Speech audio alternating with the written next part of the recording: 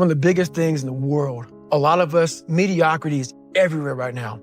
And we're always trying to find an easy way out. And we're judging ourselves. Let's say there's 10 people in this room and we're all mediocre, but I'm the best of the mediocre people. I now think I'm great. I'm great.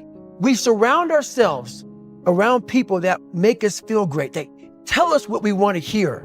The second we put ourselves amongst the uncommon people, we don't like that feeling, that challenging feeling of that person who's waking up at 3:30 in the morning and say, hey, put your shit on, we're going for a run. We don't like that challenge. We like that person who says, hey, you know what, man, I don't feel good today, man. And they say, oh, it's okay, brother. We'll take a day off, man. We'll get a pizza and shit, watch the game. We like that. We love that feeling. Why? Because you understand, man, we're good, bro. We don't want that motherfuckers like this. Hey, man, no, bro. Get your fucking shit on, man. Stop being a punk. We don't want that in our lives. We don't want that person who's constantly challenging our weaknesses. We want that person who's constantly, making us feel nice and good and secure in ours. That's the mediocrity of life. We want to be the best amongst the average people. People wonder, how do you stay hungry all the time? Because after I accomplish something, I don't sit back like a lot of guys who graduate buds, graduate this, graduate that. They get comfortable. They wonder why I'm getting weak, man. I don't know, I lost my edge. What's going on? Because once you hit the top of the fucking mountain, guess what happened? I'm good, so you wonder why you're falling down now. Because once you reach the top of the mountain, you got to build a fucking another one. That's mediocrity. There's a lot of people in mediocrity who have a nice resume, but they're one-timers, man. They hit a one-time deal, they busted it open, got a lot of money, but they're good. You're mediocre now, man. What are you fucking doing today, tomorrow, the next fucking day? So a lot of people can live with themselves. That's the first thing. A lot of people can live with themselves, look in the mirror and say, I'm okay with being afraid. I'm okay with going on this easy highway over here. The easy highway has all these fucking signs and shit, directions, how to get somewhere. And you have to first be uncomfortable with how you feel about yourself. With that voice that a lot of us like to run away from, we all have it. So we first have to face the real you. Life made you this way. We can't live like this. We can't live in fear. We can't live in judgment. We can't be afraid of what the fuck people right now are looking at me saying about me. We cannot be afraid of that. That's Goggins. Goggins saying, fuck all of you who don't like me, who don't want to, and that person then comes in. You have to face that in that dark room. In that dark room is who you are. But in that dark room is where you have to create another human being that walks out of that dark room to face who you are.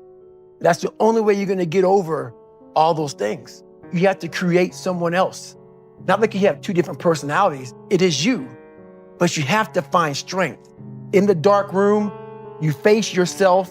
You realize you want to be better. You realize you don't want to be this weak, insecure person in the world who has all these problems that we all have. We all have. Social media is a great platform to tell you who we want to be, not who we are. So that's where that dark room is. I had to use all this negative shit that was making me weak and horrible as a person. I had to use this as the power that now fueled me. I had to flip it on its head and say, hold up, this might be exactly what I need. The darkness is exactly what I need. It's how you look at your situation. And I was looking at it all fucked up. I want you to realize that this world, life, is one big head game. And once you learn to play the motherfucking head game, it's no longer a game anymore at all. When you care more about how someone's judging you, you're gonna stay right there. There's no forward momentum. So that's the whole thing about that list. So you gotta strategize on each problem you have in life. Slowly break down that problem. Don't think about all the problems you have, just one at a time. And before you know it, you fix all these problems, but you cannot focus on all of them. Just on the one thing at a time. All the energy and fuel you need is right in yourself. It's all there. You got a lot of stuff to do to overcome. And that's where I found it.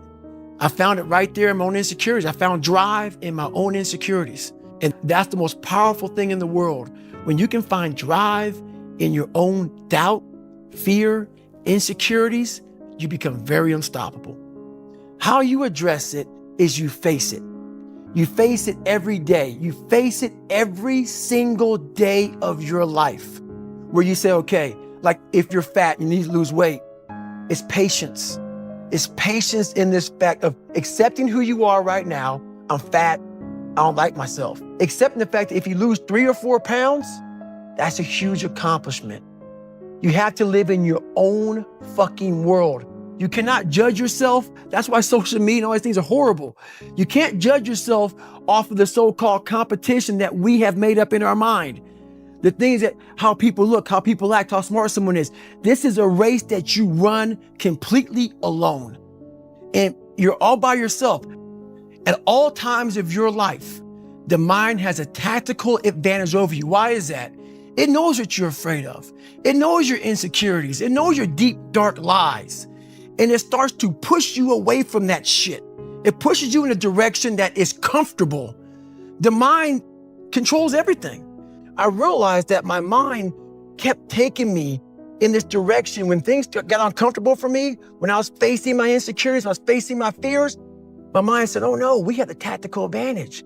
We need to get you, separate you from this feeling over your life. It's all about feelings. I started realizing that if in that moment, you can answer those fucked up questions and you are now in charge of your brain versus your brain ruling you. No one knows the real truth about me, how hard I really go. I don't care if anybody knows. I don't want anybody to know. That right there is my fuel, is I know that there's really no one out there grinding like me. The most important conversation you will ever have in your fucking life is the one you have with yourself. You wake up with it, you walk around with it, you go to bed with it. Eventually, you're going to act on it.